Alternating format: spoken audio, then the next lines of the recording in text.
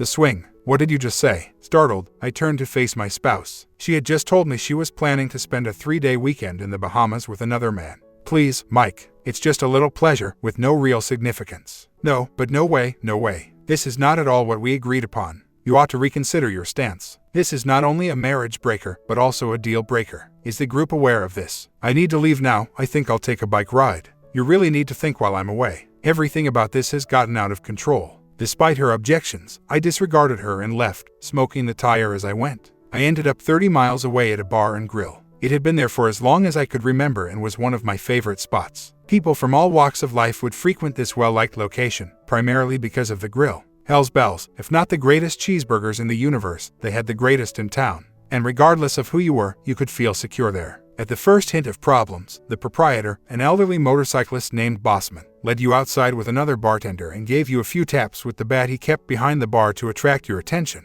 Then he would go into great length about how much he detested anything that would give his clients a bad impression of his business. After that, you were advised to go home and not to return for a month. You were permanently barred if you made another scene. After he humiliated you with a beating. You never saw a more courteous bunch of individuals for a place with pool tables, alcohol service, and an extreme concentration of bikers and rednecks. Seeing a guy in a suit playing pool with a biker, calling each other out by first name, and smiling the entire time wasn't at all odd. As I was enjoying the way the oil trickled artfully over my plate from my first bite of the burger, I heard my name called. "Hey, dude, how you doing looking sick?" exclaimed Garth, trying desperately not to look like a biker. He was born in a tie, I believe, and motorbikes frightened him to no end. Abby, his wife, could really rock the biker babe look. Nicely built, blonde, sporting a Harley T. She fell in love with riding a bike when I took her for the first time. She pestered Garth until he gave in to her desire to learn to drive, provided it was from me. I started her off on a 125 dirt bike and progressed her to smaller street bikes when she was ready. It took me some time to locate the ideal motorcycle, a little Honda Rebel, for her. Our group rode in the support truck driven by Garth. They crowded in beside me in the booth. "Glad to see me, Abs." Garth smiled and she giggled. She gave my arm a tap. "No, just fortunate to have a nice drive. Furthermore, even though you screamed a lot last night, I don't remember ever hearing the word stop." I smiled, recalling. We had a great 2 hours together last night. After they had their burgers, we briefly conversed. Seeing that I was feeling a little depressed, Abby asked me what was bothering me in her normal direct and honest way. "I think she's cheating on me." Both lips parted abruptly. "Belle, not in a manner. Why do you believe that?" I told them while I sat there, about her wish to take a vacation with a different person, regarding a few of the activities she has engaged in recently. Their expressions stretched, and Abby became enraged. "Uncool. Not cool at all. I may need to set up a meeting. This alters the game." I covered her hand with mine. "If that's what happens, but allow me to try handling it first, please. Perhaps I can communicate with her." Garth raised his voice. "He's right, sweetie. Better still if he can control it before things go out of control or return to the group. Good fortune, man." When we got up to go, Abby gave me a hug and giggled, then withdrew and became somber. "Call us, you need us. Any one of us. Recognize." I gave her a cheek kiss, gave Garth a hug, and we walked away. There, he had encountered her, and she had cycled. We nearly drove home together, both of us blowing our horns as they turned in that direction. When I went home, there was only a note, she wasn't there. It has no significance. I wish you wouldn't handle things like such a jerk. To give you time to calm down, I'm staying somewhere else for the night. Not in the company of a man. I cherish you. I sat in the dark, had another beer, and tried to figure out how we got here. When we first met, I was 25 and she was 23. It happened at a friend's party. She was there with a cousin, having recently moved to the area. An immediate attraction developed. She had a tomboyish kind of attractiveness. Tall, fit, and slender, this redhead has an amazing smile. She had been a jock in college, had gone on a volleyball scholarship, and kept herself in shape by working as a personal trainer at a gym and utilizing her degree to create and carry out workouts for bored housewives and rich men. She achieved great success. I was not too bad of a shape. In addition to running, I did a lot of hiking and some rock climbing.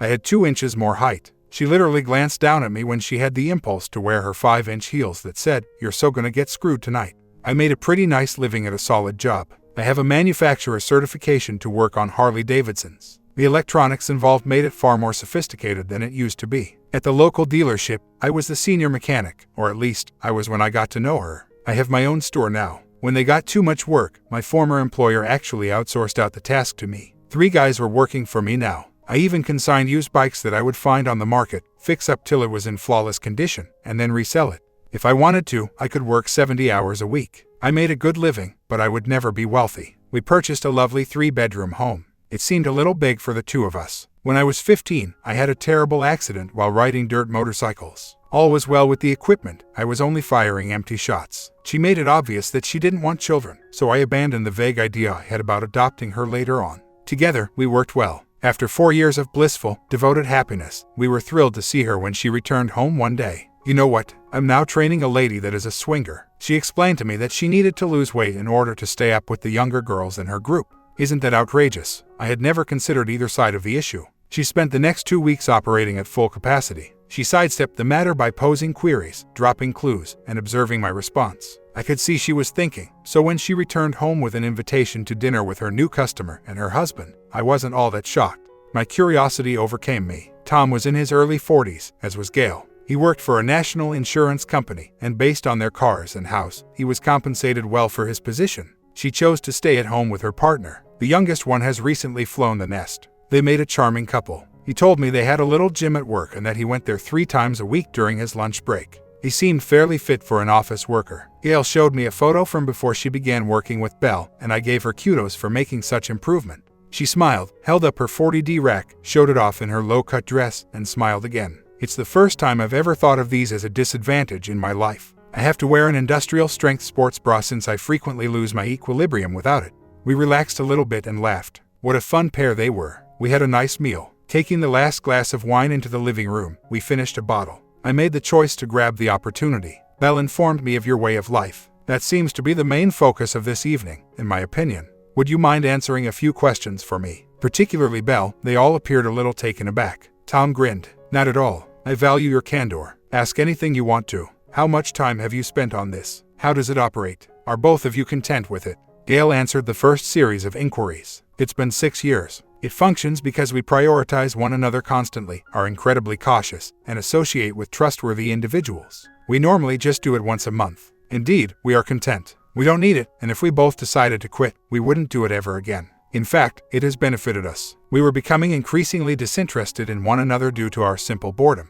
If it weren't for this, I genuinely believe we would be divorced right now. We are assured. She broke into a smile. And we've learned a few tricks, experiencing things we never thought we would. Belle inquired several times. What is your method? How frequently? How do you locate your group? Is it risky? Our group normally meets once a month or once every 6 weeks. In between meetings, members occasionally mingle, usually in groups of 4, and this frequently doesn't even include bonding. What matters most is that we are all friends. Even the smallest conflict has the power to split a group. Indeed, there is a chance of danger. We are highly selective because of this. In our group, there are typically 6 or 8 couples, seldom more than 10. Before we let you in, you have to be married and provide a health report. And it is required of us all to get retested every 3 months. We conduct at least 3 interviews with the couple to make sure they are both on board. You are not allowed in if we detect any hesitation. After the interviews, we cast our votes, and if even one person declines, that's it. You're not given another chance. Tom added his voice. We also need to make sure you keep your distance. A few of us are well known. This might ruin careers or have a detrimental effect on finances. In essence, we're stating that we need to be certain that we can trust you. It required a lot of persuasion to dissuade one couple from nearly divorcing us. Fortunately, one of our couples practices law together, so they handled the problem amicably to prevent a horrible scenario. Naturally, they were no longer a part of the group. After we departed, we shook hands, hugged, and chatted a little bit more. Without the swinging part, I believe I would have liked their company just as much. We talked about it in earnest for a month longer. Compared to her, I had a lot more reservations. In the end, we decided to give it a shot once, and if we weren't happy with the results, we would stop. You need to provide me with some assurances. It's all about connection and friendship.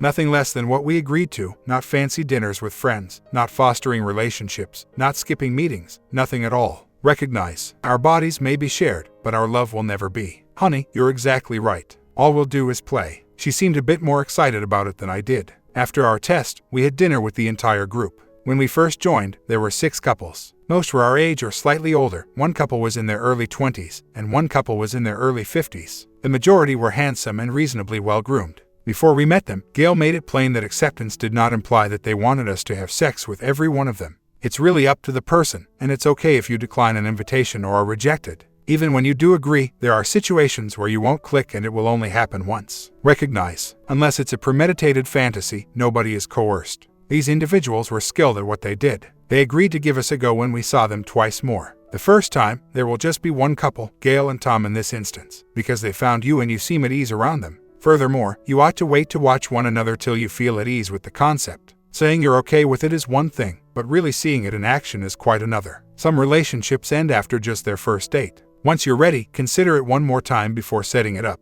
Susan, the group's oldest woman, was the speaker. The lawyers were her and her spouse. They were the group's leaders and were instrumental in its founding. Her beautiful silver hair fell almost to her waist, and her figure was surprisingly trim for her age. After witnessing what Belle accomplished for Gail, she had begun training with her. I had always fantasized about older women. I would be really interested in meeting together later if things went well. At last the night came. Like teenagers on their first date, we were apprehensive. Belle inquired as to what to dress. Something that's simple to remove, I smiled. She ultimately chose a knee-length black halter dress with no bra, thigh highs, and a tiny, tear-away thong. She had a fantastic appearance. I gave her cheek a kiss. Oh no, you don't. We're heading out to dance. I'll be riding with you. Laughing and protesting, we hauled her out and continued on our way. In the ride, we had a fascinating talk. For the most part, she held my hand. Are you really sure? With a gentle question, she reached up to touch my cheek. I took her hand and gave it a kiss. Indeed, we've discussed it endlessly, and we're positive. I'm grateful that you were my first. I promise not to let you down.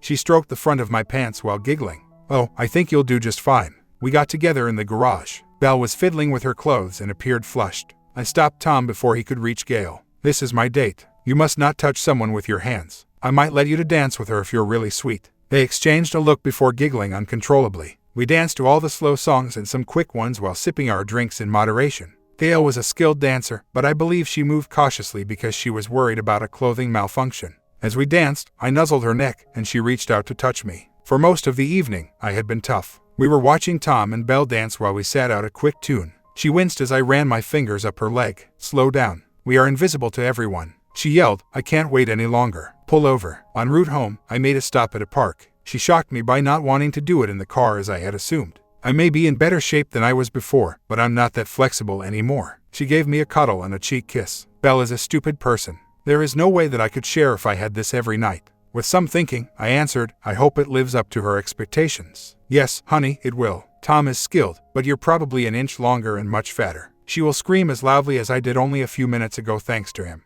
We slept, awoke, and did it again. Personally, I didn't find that appealing, but everyone to their own. When they got there, Belle kissed me deeply, and Gail kissed Tom similarly. She started taking off her clothing as soon as they pulled out of the driveway after we said our goodbyes. I need you inside me, right now. I was shocked that I had anything left, but I was up to the challenge. She gave me a deep hug when we collapsed backward, unable to breathe. She whispered, love you, as she fell asleep. I got out of bed, pushed my bike to the end of the drive, and started it up since I had a lot on my mind.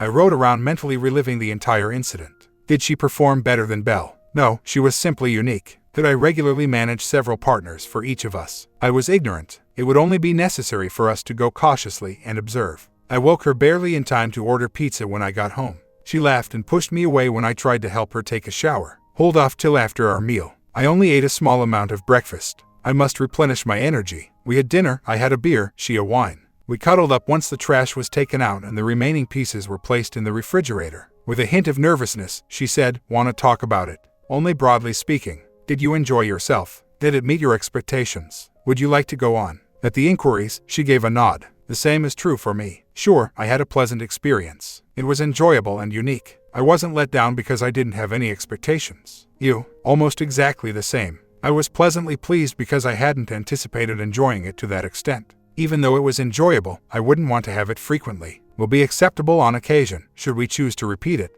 It took 3 weeks for Gail to phone me. Friday the busiest. We would love to invite Helen and skip over for dinner. Are you serious? Have you shared our grade with others or left us positive reviews? I made light jokes while recalling. Her smile was audible to me. We may have stated that the two of you made the honor roll. You guys seem to be quick learners, so put in a little more practice and you could get a perfect GPA. Regards, Professor. Coming from someone with so much experience, that is really meaningful. She laughed, called me a bastard, and badgered me until I promised to speak with Belle. She complimented us as she ended the discussion. You know, for us, that wasn't an isolated incident. To keep you to myself, I almost told the girls you were horrible and had a little weenie. I gave it back. And if they didn't know what a firecracker you were already, I'd have told them you were loose enough to drive a truck through and just laid there asking me if I was done yet. She laughed. Without getting too specific, I honestly informed the girls that I had a great experience and that it would be worthwhile for them to spend a little time with you. Tom discussed Belle with the guys in the same way. After laughing, she rang off. Belle was fine with it, so we ended ourselves back at their table.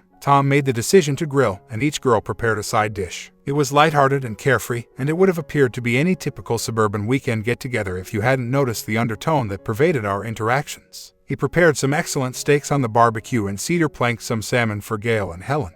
We got to talking about food, and I told them about my favorite Grill's cheeseburgers. Helen was uneasy, but they all promised to give it a shot. At 24, she and Skip were the youngest members of the group. She was the lone non-white person in the group. She was Vietnamese and half black. It scared her to think of going inside a motorcycle bar, a little more than 5 feet. I told her that Belle and I would be delighted if she joined us, and she would be just as safe there as she would be any place in town. We arranged to meet the following Thursday since Tom and Gail were keen about going. We joked, ate, and generally had fun. Belle and Helen were chatting quietly to themselves, and I had a strong suspicion that they would be our next double date. When Thursday finally arrived, we convened at Gail's house as it was the closest to our respective residences. We cycled. We could all fit in Tom's large SUV, so I had planned to leave it there, but they hung around admiring it in the driveway until I had to take Helen with me. Gail attempted to take the lead, but Helen intervened. You've already ridden him, so I should be the first to ride with him. After our breakup, I gave her the helmet. She looked terrified at first, but she quickly became less fearful.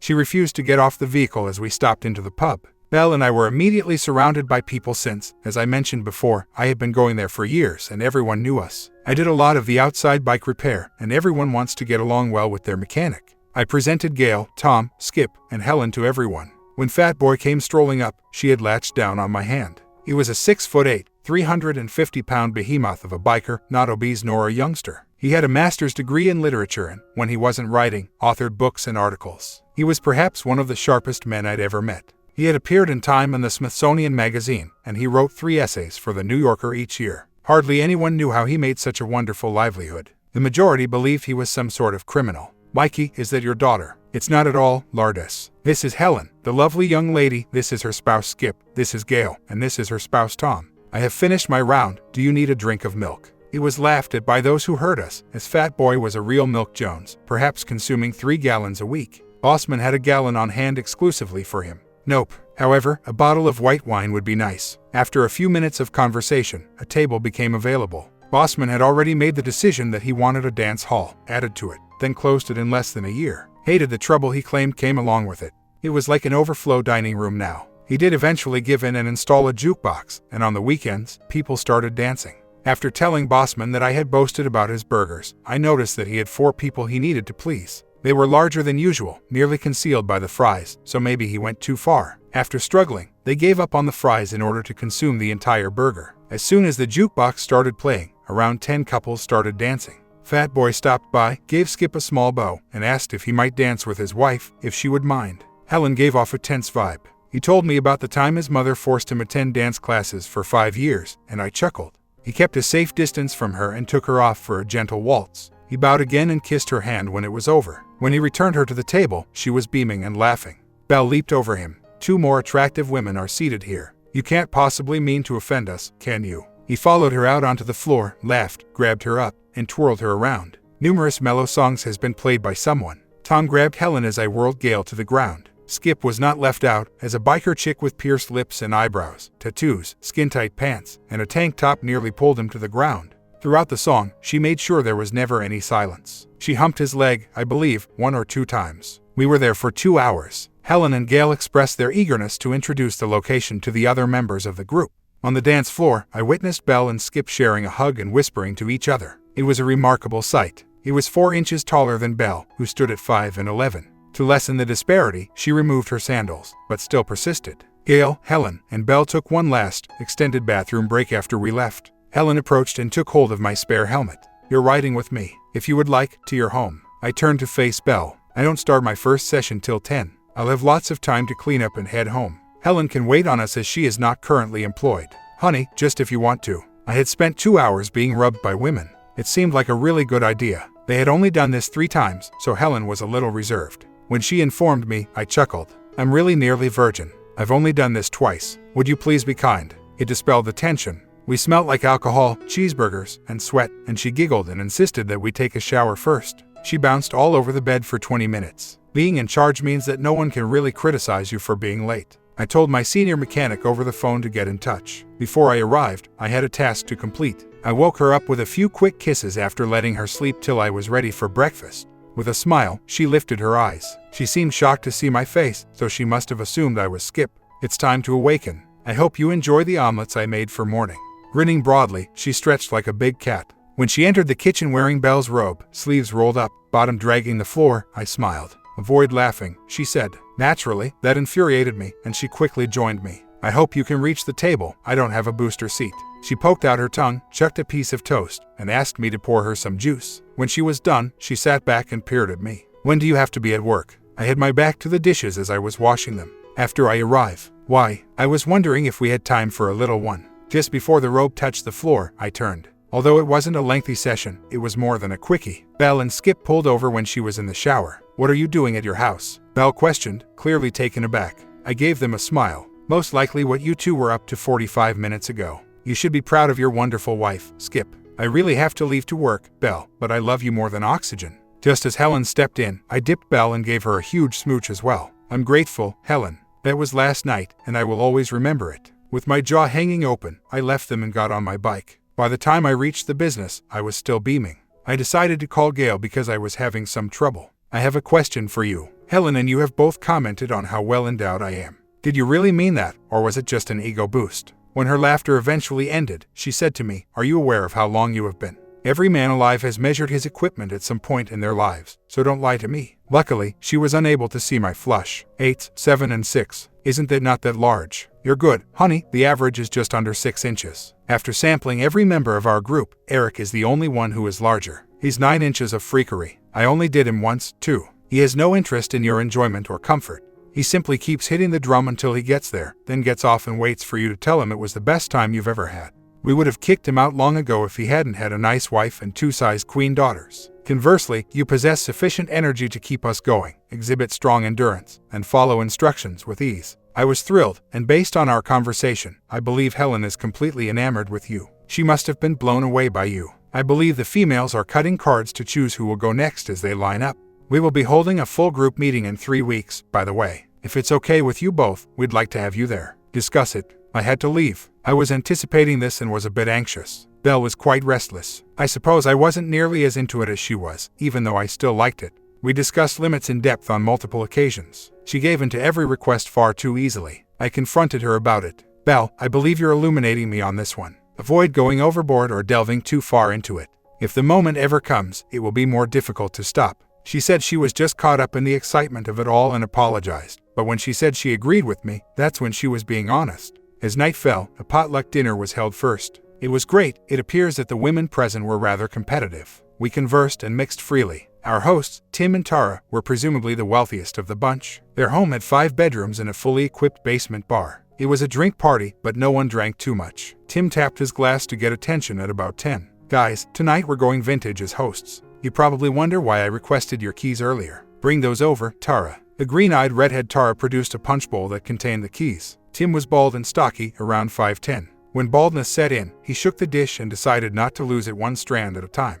The females are going to draw. She spends the night with whoever owns the keys. As they've already spent time with Bella and Mike, you can only trade if you draw your own, and in their case, if Gail or Helen draws them. Everyone laughed, even Gail and Helen, who seemed to be pouting. As fate would have it, I was drawn by Abby, a gorgeous blonde, initially. She gave me a whoop and a little dance, and then she grabbed me. Hey, follow me. All of your time is what I desire. Belle gave me a quick kiss, and Abby paused to give her husband Garth a kiss. After a span of 6 months, we once more spent the night with Gail and Tom, along with Abby and Garth, Skip, and Helen. Gail threw Tom a small celebration after he received a significant promotion at work. She said, "New rules tonight," as the evening drew to a conclusion. I get Mike, Tom goes with Helen, Garth goes with Belle, and Abby goes with Skip.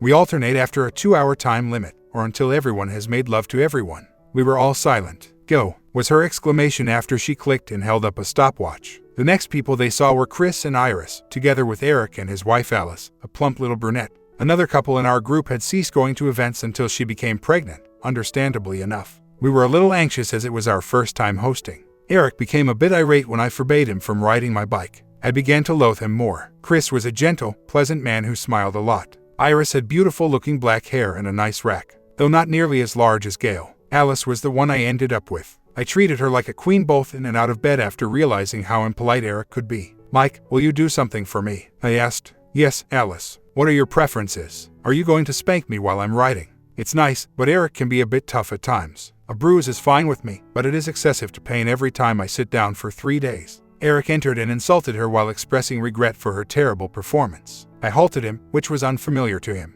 Well, I felt she was fairly competent.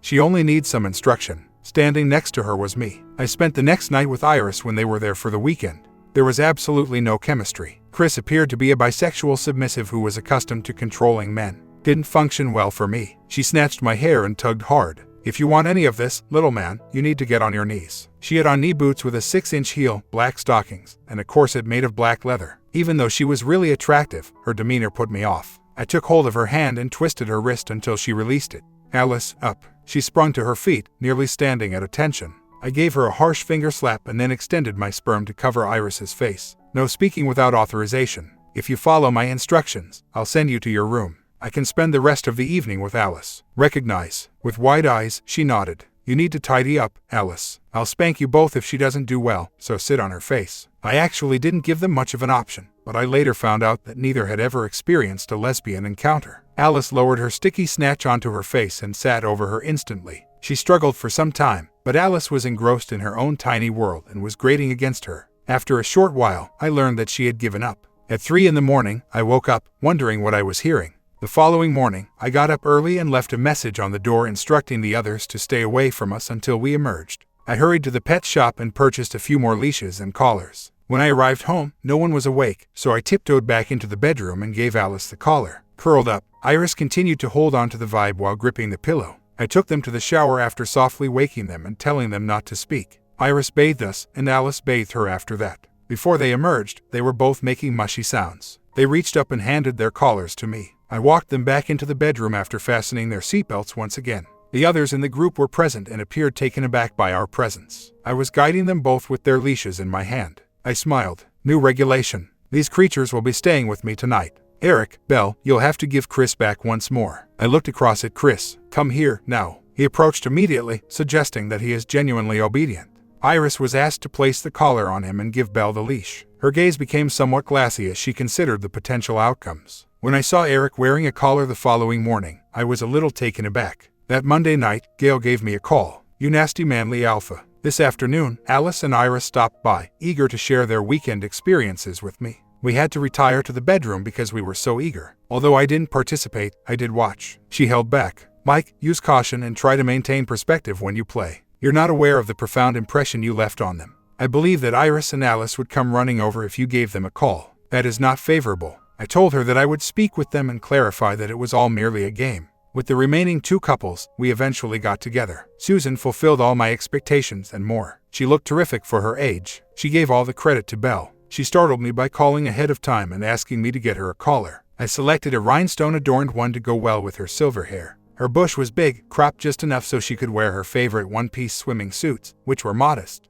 It was her hair, that gleaming sliver. Startled, I turned to face her. She gave herself a real flush. You cannot have mismatched curtains and rugs. It lacks appeal. Her spouse frequently voiced complaints regarding her attire, particularly following her weight loss. I hoped he would like the gift I had in store for him. Susan was a handful, but not nearly as much as Hellcat Abby. She insisted on waiting until the next day to get spanked, but I refused. The following day, I woke her up early. Before I dragged her into the bathroom to assist her with getting ready for the shower and watch her do her hair, we had a great play. Though she'd had some work done, she still had the occasional fine wrinkle. It gave her character, in my opinion. 3 grandchildren belonged to her. I assured her that she would win the Miss GILF pageant if there was one ever. She waved it off with a giggle, but I could tell she was happy. Later, I learned that he had uploaded some photos of her online that showed her in a bikini. Rob had bathed her with cold water and put on a silver mask. Belle was now instructing a class consisting just of our small group of men and women. She said it was her way of showing thanks for everything they had provided us and wouldn't charge them. We had quite the athletic group. She was now our group's top dominatrix. A few weeks later, the final member of the gang arrived. The gorgeous redhead Tara let me down. Nonetheless, she wished to protect the unborn child because she was only 2 months pregnant. After learning her reasons, I gave her gentle care, massaging and petting her. We made love twice in the traditional missionary position after her positive response. At the end of the night, she asked for her collar, which astonished me. They frequently wore them to our gatherings as a sort of pride. She immediately opened a gift-wrapped box I handed her. It was a thin, black band with tiny silver rings that fit perfectly around her neck. She sobbed. I believe uncontrollably high hormones. The following morning, I carried out the custom of giving her husband a leash. Both of them had smiles on their faces. At Susan's house, the girls showered her with gifts, and I brought the males to the bar to celebrate the father with beer and pool. Once word spread about our celebration, folks bought him beers and complimented him. On the way back, we had to take a detour and drop him off at his house, where he dropped out on the couch. The following evening, Tara gave me a call and apologized in a sweet voice for getting him so wasted. But she also thanked me for making him happy. I became the kids' favorite uncle, taking the bigger ones on bike rides and playing with the younger ones until they were weary. Several of the couples had kids. They were aware of my sterility because the interview had shown it. I really liked the 10-year-old girl that Abby and Garth had. I gave her a tiny 80cc dirt bike that I had taken in trade, restored, and painted for her birthday. When I asked Abby whether I was trying to turn all the girls in his family into biker babes, she started crying. Garth claimed to be talking to B. When she shattered her arm in a crash, they didn't laugh. My comment, what a screwed up story. It appeared phony at first, but I'd heard similar stories around town a few years prior. Do you guys think this is true or not? I shall meet you at the part 2 conclusion in a few hours.